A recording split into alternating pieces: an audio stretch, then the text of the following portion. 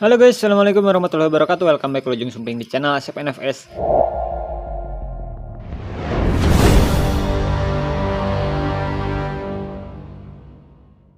Kali ini saya mau bahas tentang suka duka pakai karbu PWK ya guys ya. Dari mulai awal saya pertama kali coba PWK sampai hari ini, apa sih suka duka menggunakan karbu PWK? Jadi yang kita tahu kebanyakan orang-orang itu merekomendasikan ketika kita mau ganti karburator itu zaman sekarang kebanyakan merekomendasikan karbu PWK guys ya. Kalau zaman dulu tidak ada lain, tidak ada bukan, itu pasti yang merekomendasikan karbu itu pasti PE karena lebih mudah dapat ya. Kalau sekarang itu PWK benar-benar mudah sekali didapat juga karena sudah banyak di toko-toko online ya. Nah, apa sih suka dukanya menggunakan PWK kalian biar menjadi referensi ke depannya kalau ingin upgrade karburator atau bahkan mau sekedar ganti karburator dari PE ke PWK. Nah, video ini sangat cocok untuk kalian yang akan melakukan hal itu. Pengalaman saya pertama kali menggunakan karbu PWK itu sekitar tahun 2017-an kalau nggak salah ya. Waktu itu nyoba juga karena temen punya PWK dan nggak dipakai guys ya, jadi saya iseng pinjam dulu dan langsung dipasang. Pertama kali saya pasang atau setting karbu PWK karena sudah tahu basicnya nyeting karbu dari karbu PE itu, yaitu menyesuaikan ukuran pilot jet, main jet, dan ukuran jarum. Waktu itu saya ketemu di ukuran pilot jet kalau nggak salah ukuran 38, main jet ukuran 110, power jet aktif, dan jarum di klip tengah kalau nggak salah pakai punya GL Pro. Waktu itu settingannya langsung enak, minusnya cuma satu guys, nggak bisa disetting langsam. Dan itu sampai hari ini dari 2017 saya pertama nyeting karbu PWK sampai hari ini semua karbu PWK yang saya coba itu bermasalah di langsam guys ya. Kalau untuk tenaga itu dari RPM bawah sampai atas itu gampang nemunya guys, nggak ada masalah. Walaupun dulu saya belum ngerti yang namanya lubang-lubang air jet dan outpilot jet dan lain-lain ya. Dulu saya benar-benar polosan, nggak ngerti yang kayak gini. Saya bermodal nyeting pilot jet, main jet, jarum itu langsung ketemu guys ya. Itu waktu itu PWK murah meriah. Kalau nggak salah merek Penom, sekarang nggak tahu masih ada. Kalau nggak salah masih ada sih, Penom masih produksi PE atau PWK ya. Dulu itu saya pakai Penom pertama kali, masih ingat punya temen. Nah, tanpa setting lubang-lubang ini dulu pernah bisa enak, minusnya cuma satu di idle guys ya, alias langsam. Nah, sampai hari ini juga saya tiap nyeting karbu PWK itu pasti yang bermasalah itu cuma satu guys, di idle.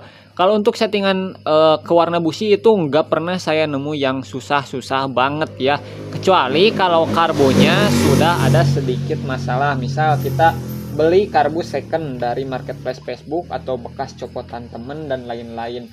Nah, kemudian keadaan karbu scape-nya itu udah baret-baret parah kayak gini guys. Nah, ini biasanya bikin susah setting juga. Kalau di PWK ini sangat-sangat sensitif ya, walaupun goresannya baru segini. Kalau di karbu PE ini masih sangat layak pakai, tapi untuk di karbu PWK goresan segini itu udah nggak layak pakai guys ya. Karena apa? Pertama, dia kalau terus dipaksakan dipakai nanti akan merusak bagian rumah scape-nya. Itu kalau rumah scape udah parah nanti kita bisa pusing sendiri guys ya. Nanti settingan kita bakal nggak pernah dapat, apalagi untuk idle dan pertama gas sedikit ya, yang seperti saya sebelumnya ceritakan. Jadi ketika sudah idle nggak perlu lama, kalau masalahnya di scape itu idle sebentar juga. Ketika gas pertama itu langsung mati, padahal settingan RPM bawah sampai atas sudah enak, warna busi udah bagus, pokoknya udah nggak ada kendala, minusnya cuma di idle.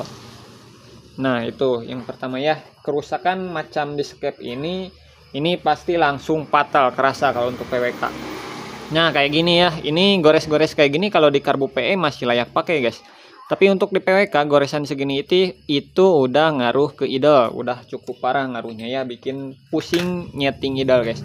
Nah, jadi sebelum kalian berpusing-pusing nyeting idle, kalau kalian beli karbu second pastikan dulu kondisi scape-nya bagus ya. Kalau masih gores halus kayak gini, belum ada yang dalam-dalam banget, ini masih layak pakai. Overall masih nggak ada masalah untuk idle dan lain-lain. Selama rumah scape-nya itu juga masih bagus ya, belum ada goresan yang dalam kayak gitu. Itu harus dipastikan kalau kalian beli second. Kalau kalian beli karbu baru biasanya sih harusnya nggak ada masalah kayak gitu, walaupun beberapa merek katanya ketika beli itu langsung oblak parah. Gini saya contohkan ya, skep oblak dan yang belum oblak. Ini satu skep yang masih bagus ya, rumah skepnya masih bagus, skepnya juga masih bagus. Ketika nggak saya kasih tekanan apa-apa, dia celahnya kecil ya tuh, kiri kanannya nggak ada celah banyak, kemudian digerak-gerak juga geraknya cuma sedikit. Kita bandingkan dengan skep yang udah parah guys, ini udah cukup parah. Kita lihat di rumah skepnya, kita pasang. Tuh celahnya udah cukup banyak ya, apalagi yang bagian bawah bisa dilihat tuh celahnya udah segede gitu. Ini bikin kita pusing nyetel idle guys. Tuh kalau digerakkan ini geraknya cukup jauh. Tuh bagian bawah ya udah lumayan. Karena ini memang goresnya bagian bawah guys. Ini untuk PWK pastikan skep itu harus benar-benar mulus dan masih presisi ke rumah skepnya ya, ini penting. Biar kita nggak pusing setting. Kemudian selanjutnya setelah saya mendalami sistem karburator dan lain-lain, ternyata yang paling berpengaruh untuk settingan itu selain pilot jet, main jet, itu adalah jarum dengan head nozzle ya. Ini penting sekali. Di beberapa video saya ke belakang sering sekali saya bahas tentang head nozzle dengan jarum, karena di karbu PE maupun di karbu PWK ini benar-benar menjadi kunci settingan kita. Kalau karbu ingin enak, sebenarnya tanpa kita merubah lubang air jet ini, itu karbu bisa enak guys. Saya udah coba buktikan di karbu 1, 2, 3 karbu ini ya. Itu 2, 3. Asalnya semuanya lubangnya udah saya besarkan ke ukuran air jetnya 1,2 sampai 1,4, 1,5 lah kurang lebih ya segitu. Untuk outpilot jet saya besarkan ke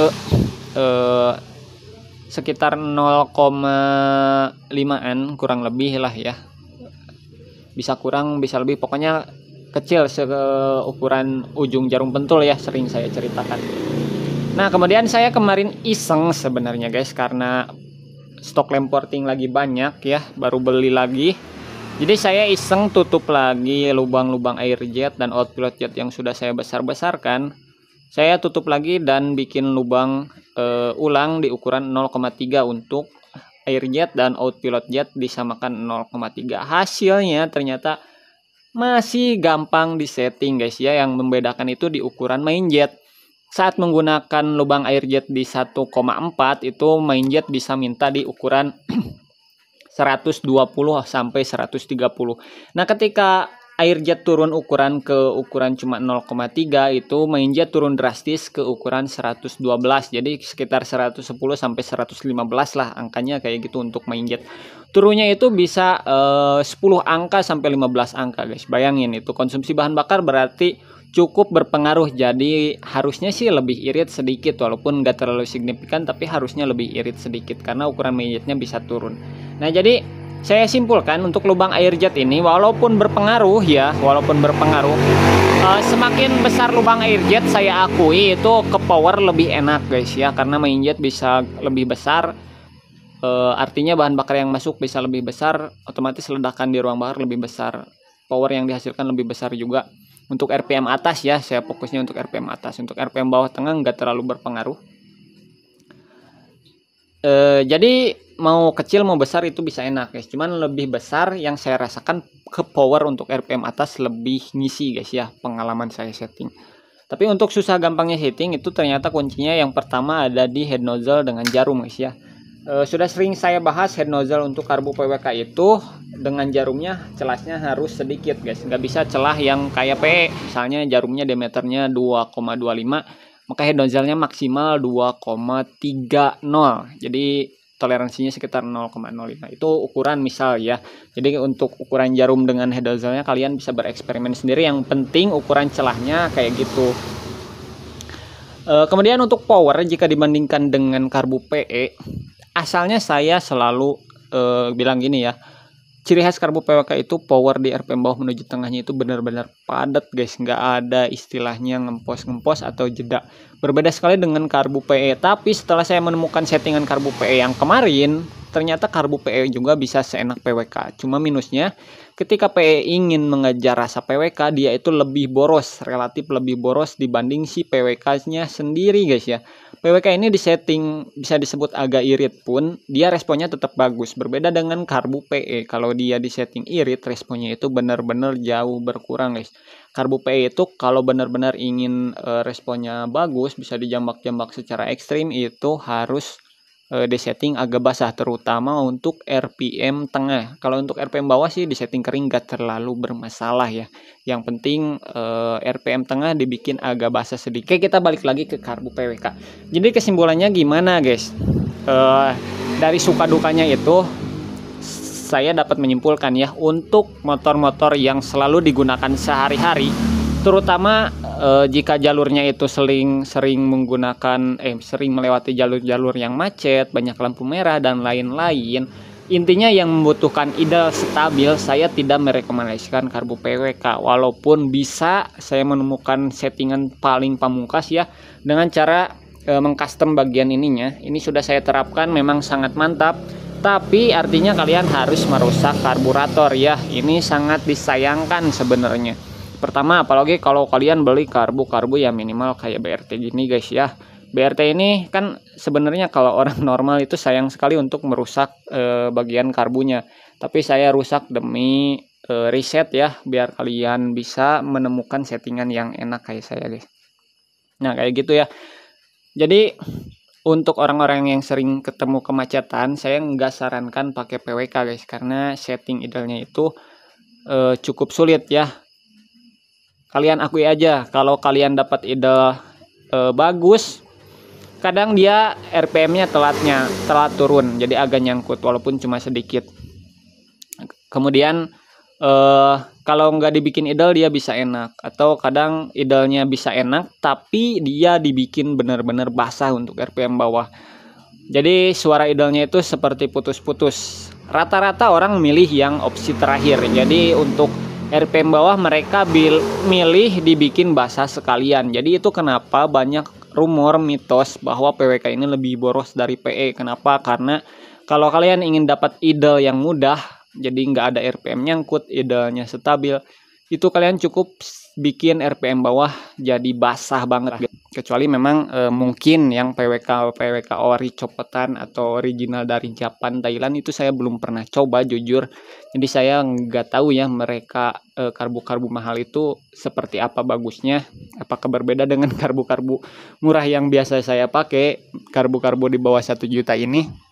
Jadi saya nggak tahu ya untuk yang original. Saya tidak menjudge atau mensamaratakan seluruh karbu PWK kayak gitu, tapi pengalaman saya karbu di bawah 1 juta untuk PWK hasilnya semua sama. Susah setting idle. Cuma satu guys, itu masalahnya. Untuk power dan lain-lain relatif gampang. Setting PJMJ, jarum itu relatif gampang. Yang susah cuma setting idle. Jadi intinya kayak gitu. Untuk yang di kemacetan saya tidak merekomendasikan karbu PWK. Terus mitos lebih boros itu tergantung settingan kita. Dibanding karbu PE milih mana? Kalau yang sering macet saya sarankan karbu PE karena idle-nya itu benar-benar gampang setting. Kalau yang daerahnya jarang macet, wah itu saya rekomendasikan sekali pakai karbu PWK guys. Fix kalian pakai karbu PWK kalau di daerah kalian jarang macet. Jadi kalian nggak perlu idle sebenarnya ya. Kalau daerah kalian jarang macet, kalian nggak perlu motor idle. Yang penting enak dari RPM bawah, dipakai pelan enak, di gaspol sentak enak, itu udah enak. Jadi ya sesuaikan dengan biasa tempat kalian reading sehari-hari lah. Kalau untuk motor yang daily use, kecuali kalau untuk motor yang weekend only, sunmori only, atau NR-an doang kayak gitu ya, kalian mau pakai PWK yang susah idle pun nggak masalah guys. Yang penting power enak, digas jengat langsung, ya rekomendasi pakai karbu PWK. Jadi menyesuaikan motor kalian digunakan untuk sehari-hari, sering macet atau enggak, ya, nanti kalian kesimpulannya tarik sendiri ya. Nah, cukupkan sekian video kali ini. Mohon maaf tiba-tiba jadi gelap karena flash saya mati karena baterainya low. Sekian ya video kali ini, sampai ketemu lagi di video selanjutnya. Kalau ingin bertanya silahkan boleh di kolom komentar. Mohon maaf yang belum saya jawab komennya atau DM atau pesan inbox di TikTok, mohon maaf karena saya ingin kalian tuh nanya di komen ya. Kalau di inbox nanti nggak bisa saya balas di lewat video kayak gitu. Kalau balasnya di komen bisa saya langsung balas pakai video kayak gitu ya. Sekian video kali ini, sampai ketemu di video selanjutnya. Wassalamualaikum warahmatullahi wabarakatuh. Dah.